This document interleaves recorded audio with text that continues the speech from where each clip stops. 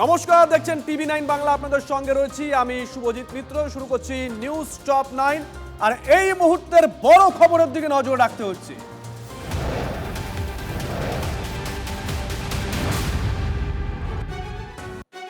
এই মুহূর্তের বড় খবর, ভোট পরবর্তী হিংসায় বাড়ি থেকে বের হননি। এদিকে বিরোধী দলের প্রস্তাবনায় তার নামের জায়গায় সই রয়েছে। তৃণমূল বিধায়ক বাহারুল ইসলাম জানাচ্ছেন সই তার নয়। বাহারুল ইসলামের বাড়িতেও সিআইডি তদন্তকারী টিম। সই কার জানতে হ্যান্ড রাইটিং এক্সপার্টকে সঙ্গে নিয়ে ক্যানিং পূর্বের বিধায়কের বাড়িতে সিআইডি। এই মুহূর্তের বড় খবর ব্রেক করছি আমরা। সত্যজিৎ আমাদের সঙ্গে লাইভে রয়েছেন, আমাদের সহকর্মী। সত্যজিৎ, আগে ডিটেল দাও। দেখো, প্রথমে তোমাকে বলে রাখবো যে তৃণমূলের পক্ষ থেকে কে বিরোধী দলনেতা হবে সেই বিষয়ক গত 6 তারিখে মমতা বন্দ্যোপাধ্যায়ের বাড়িতে একটি বিশেষ আলোচনা হয় এবং সেখানে 70 জন বিধায়ক তারা সই করেন যে শোভনদেব ভট্টাচার্যের নাম তারা প্রস্তাব করে এবং সেই প্রস্তাবে সমর্থন জানিয়ে 70 জন বিধায়ক সই করেছেন, এমনটাই তিনি বিধানসভাতে জমা দেওয়া হয়েছিল। পরবর্তীতে দেখা যায় যে এই বিধানসভার যিনি প্রিন্সিপাল সেক্রেটারি তিনি হেয়ার স্ট্রিট থানায় অভিযোগ করেছেন যে 70 জন বিধায়কের মধ্যে বেশ কয়েকজন বিধায়কের সয়ে অমিল আছে।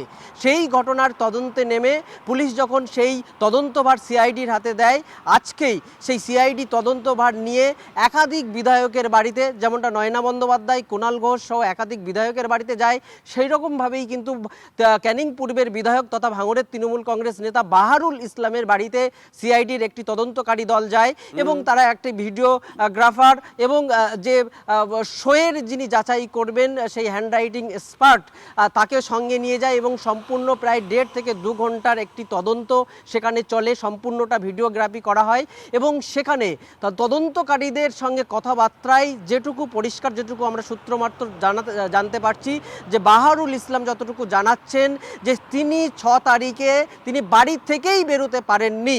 কেন না, ভাঙড় এলাকায় সেই সময় ভোট পরবর্তী হিংসার ঘটনা ঘটছিল, নিরাপত্তাহীনতায় তিনি ভুগছিলেন, সে কারণের জন্য তিনি বাড়ি থেকে বেরোতে পারেননি। ফলে এই যে 70 জন বিধায়ক সই করেছেন বলে বিধানসভায় জমা দেওয়া হয়েছিল, সেই সই আদতে নয় বলেই তিনি কিন্তু পরিষ্কার করছেন। সত্যজিৎ, বাহারুল ইসলাম ঠিক কি বলেছেন একবার শোনাই। বিধায়করা সই করেছে শোভনদেব চট্টোপাধ্যায়, বিরোধী দল নেতা। বিধানসভায় যেটা সাবমিট হয়েছে তার মধ্যে কোন একজন বিধায়ক মনে হয় বলেছে যে আমার সই নয়। এটা হেয়ার স্ট্রিট থানায় একটা কমপ্লেন লজ করে, সেটাকে সিআইডি কে দেয়। আর যথারীতি আমি 6 তারিখে বাড়িতে ছিলাম, আমার সইটাও জাল করে দিচ্ছে। আমাকে যদি রিজাইন করে দিতে বলতো দল, আমি করে দিতাম। দল তো আমাকে বলবে যে এইটা সই করে দাও। আমি যদি করব না বলি বা আমি যদি অনিচ্ছুক হই বা সেই দিন আমি যেতে পারিনি, কারণ এখানে পোস্টাল ভায়োলেন্স হচ্ছে, কিন্তু দল আমার সাথে এরকম কেন করলো আমি বুঝতে পারছি না। মানে ভূতে সই করে দিল না কে করে দিল বুঝতে পারছি না।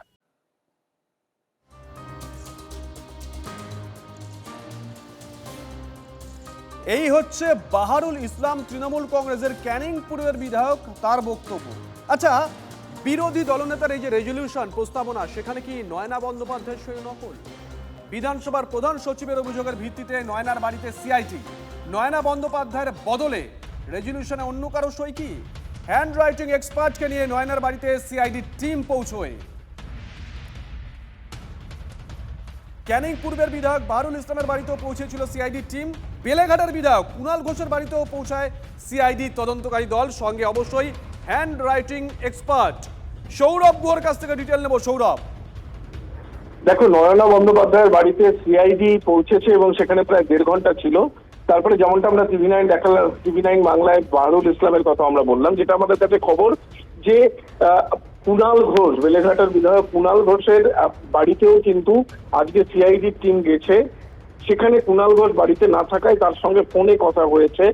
রেজলিউশনের সইয়ের সঙ্গে এবার তারিখ গরমিল নিয়ে কিন্তু জিজ্ঞাসাবাদ শুরু হয়েছে বলে আমরা প্রাথমিকভাবে জানতে পেরেছি। প্রথম দিন তৃণমূল পরিষদীয় দলের যে বৈঠক হয়, সেই বৈঠকের পর অভিষেক বন্দ্যোপাধ্যায় বিরোধী দলনেতা শোভনদেব চট্টোপাধ্যায়ের নামের সপক্ষে একটি চিঠি দেন বিধানসভায়। এরপরে কিন্তু রেজলিউশন চায় বিধানসভা কর্তৃপক্ষ।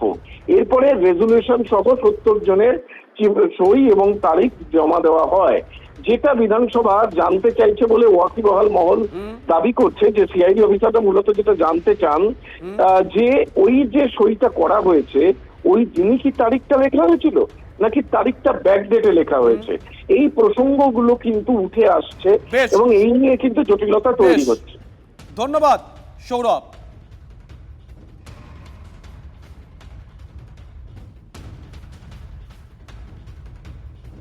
বিধানসভার কোনো খাতা পাতা নয়, এটা আমাদের দলীয় খাতার মধ্যে দলীয় মিটিং, যেখানে আমরা সবাই মিলে হাত তুলে তারপর সই করে সর্বসম্মত হবে। কিন্তু জায়গাটা কম ছিল বলে আমার সইটার করা হয়নি, কিন্তু আমি অত মানে খেয়ালও করিনি যে সইটা না করলে সিআইডি বাড়িতে আসবেন 6 জন, এসে ভিডিও করবেন 1.5 ঘন্টা ধরে, এটা আমি খেয়াল করিনি।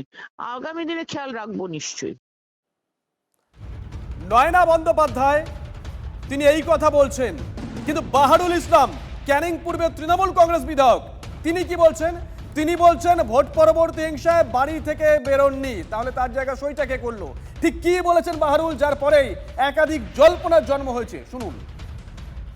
বিধায়করা সই করেছে শোভনদেব চট্টোপাধ্যায়, বিরোধী দল নেতা। বিধানসভায় যেটা সাবমিট হয়েছে তার মধ্যে কোন একজন বিধায়ক মনে হয় বলেছে যে আমার সই নয় এটা। হেয়ার স্ট্রিট থানায় একটা কমপ্লেন লজ করে, সেটাকে সিআইডি কে দেয়।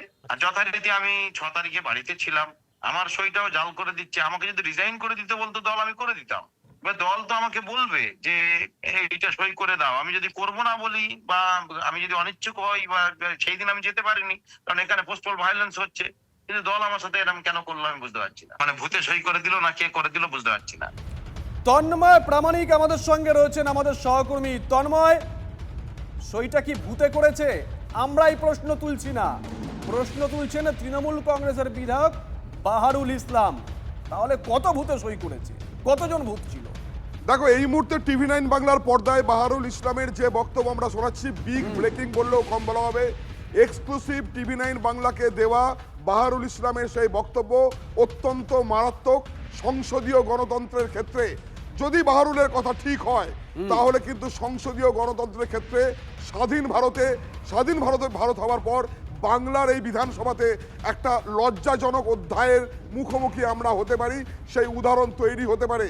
কারণ এক, তৃণমূল কংগ্রেসের বিধায়ক বাহারুল ইসলাম বলছেন আমি সই করিনি, আমার সইটা জাল করার কি দরকার ছিল, কোট আনকোট। এখনই বাহারুল ইসলামের যে বক্তব্য আমরা শুনলাম, বিগ ব্রেকিং বলতে পারো, এক্সক্লুসিভ বলতে পারো টিভি9 বাংলার পর্দায়। তৃণমূল দলের বিধায়ক তিনি দলের বিরুদ্ধে অভিযোগ তুলছেন, আমি বাড়ি থেকে বেরোতে পারিনি, আমি বিধানসভায় যাইনি। পরিষদীয় দলের তরফ থেকে বিধানসভার বিরোধী দলনেতা হিসেবে যাকে চিহ্নিত করা হচ্ছে শোভনদেব চট্টোপাধ্যায়, তিনি যে রেজুলেশন জমা দিচ্ছেন সেখানে আমার সই ভূতে করেছে, আমার সই জাল করার কি দরকার ছিল? তুমি আবার শোনাতে পারো। এই বক্তব্য যদি সঠিক হয়, আবারও বলছি, এই বক্তব্য যদি সঠিক হয়, এ তো বিধানসভার লজ্জা, পশ্চিমবঙ্গবাসী হিসেবে প্রত্যেকের লজ্জা। 100% নয়, গণতন্ত্রের লজ্জা। একেবারে গণতন্ত্রের লজ্জায় শুধু নয়, পশ্চিমবঙ্গের বিধানসভা এই রকম সই জালিয়াতি, কোট আনকোট বলছে আবারও, কারণ এখনো প্রমাণ নয়, সেই তদন্ত চলছে। বাহারুল ইসলামের কথা ধরে বলছি, তৃণমূল বিধায়কের কথা ধরে আমরা এটা বলতে পারি, তিনি বলছেন আমার সই কে জাল করলো, আমার সই জাল করার কি দরকার ছিল, এটা কি ভূতে সই করে গেছে? তিনি বলছেন আমি বাড়ি থেকেই বের হইনি, আমি বাড়িতে রয়েছি।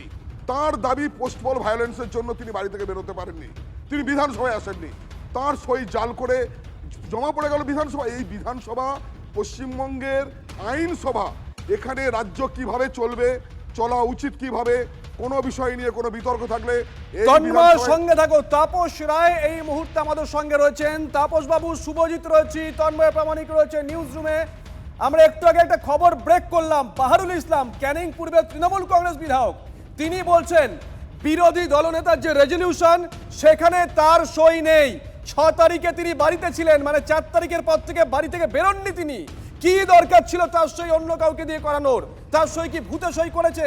কোনো প্রয়োজন ছিল কি? এ তো মারাত্মক অভিযোগ, গণতন্ত্রের লজ্জা। তাহলে তাপস বাবু, একটা দল সর্বক্ষেত্রে একটা ভুয়ার জাল, মানে এটা যদি সত্যি হয় তাহলে তো যে করেছে ইম্পারসোনেশন, যাই হোক, তার তো জেলে যাওয়া উচিত। একটা দল সব ক্ষেত্রেই একটা জালি আর জাল, সইটাও জাল। তো সুতরাং যাই হোক, এটা ধরা পড়েছে, বোঝা গেছে, তাহলে তো সই থাকে অরিজিনাল সই, তার মানে কি দলের কেউ এই লিডার অফ দ্য অপোজিশন ব্যাপারে সই করতে চাইছে না, তাই সই করে দিচ্ছে। এখন নয় না কুণাল বলতে পারবে ওরা যদি সই করে থাকে মিলে, আর যদি তা না থাকে তাহলে পরে তো ওদের সই কেউ জাল করেছিল। তাপস পুরো বাবু, দলটাই একটা জালি। তাপস বাবু, আপনার সংসদীয় রাজনীতি, পরিষদীয় রাজনীতি পুরো মানে আপনি আপনি মানে হাতের তালুর মতো গোটা বিষয়গুলো আপনি জানেন। এই জন্য আপনার কাছে সরাসরি প্রশ্ন করছি, যদি সত্যি সত্যি এটা হয় কেউ সই জাল করেছে বা কারা সই জাল করেছে, একাধিক সই জাল হয়েছে, সেক্ষেত্রে যে বা যারা জাল করেছে তাদের বিরুদ্ধে সর্বোচ্চ কোন কোন আইনানুগ ব্যবস্থা নেওয়ার রাস্তা খোলা থাকছে? না, এক্ষেত্রে তো যেমন এই সই জাল করার ক্ষেত্রে যেটা হয়, যে বা যারা করেছে এক্ষেত্রে নিশ্চয়ই দলেরই কেউ করেছে বা কোনো এমএলএই করেছে, সেক্ষেত্রে স্পিকারও ব্যবস্থা নিতে পারেন, বা ইয়ে থেকেও, মানে স্পিকারকে তো জমা দেওয়া হয়েছে এটা, আর ওই কি বলে এই পুলিশও ব্যবস্থা নিতে পারে, মানে হেয়ারফিট থানা। তাপসবাবু একটু সঙ্গে থাকুন, তন্ময় প্রামাণিক আমাদের সহকর্মী রয়েছেন নিউজরুমে, তার একটা প্রশ্ন আছে, একটু সঙ্গে থাকুন। তাপসদা, তন্ময় বলছি, আপনাকে খুব সুনির্দিষ্ট প্রশ্নটা হচ্ছে, নয়না বন্দ্যোপাধ্যায় এখনই ফোনে আমাদের জানিয়েছেন তিনি সই করেননি, আর শোভনদেব চট্টোপাধ্যায় একটু আগে জানিয়েছেন ওনার সইটা বাঁকা ছিল তাই ওনার বাড়িতে পুলিশ গেছে। বাহারুল ইসলাম বলছেন তার সই জাল করা হয়েছে। তাহলে কি বিধানসভা, মানে পশ্চিমবঙ্গ বিধানসভায় প্রথম সই জালিয়াতি বা সই কেলেঙ্কারি দেখতে চলেছে? কি বলবেন আপনি? তার মানে 15 বছর ধরে ওরা বিভিন্ন ক্ষেত্রে সরকারে কত সই জাল করেছিল, সেগুলো যদি এখন তদন্ত হয় আরো তো 15টা বছর লেগে যাবে। এখন নয়না যদি বলে ও সই করেনি, বাহারুল যদি বলে সই করেনি, ওর সই নয়, তাহলে পরে ওদের সই কারা করলো? এবং ওই যেটা পাঠিয়েছিল ওরা, এটা যতদূর আমার অভিজ্ঞতা, তো এটা তো ডিসকার্ডেড হবে, এটা তো গ্রহণ করবে না স্পিকার, এবং এদের বিরুদ্ধে ব্যবস্থাও নিতে পারে পুলিশ। মানে পরিষদীয় দল প্রথমেই কি কাদা মেখে নিল? তৃণমূল কংগ্রেসের যে পরিষদীয় দল একদম পুরোপুরি কর্দমাক্ত, কালি কাদা সবই মেখে ফেলেছে, আবারও মেখে ফেললো। ধন্যবাদ তাপসবাবু।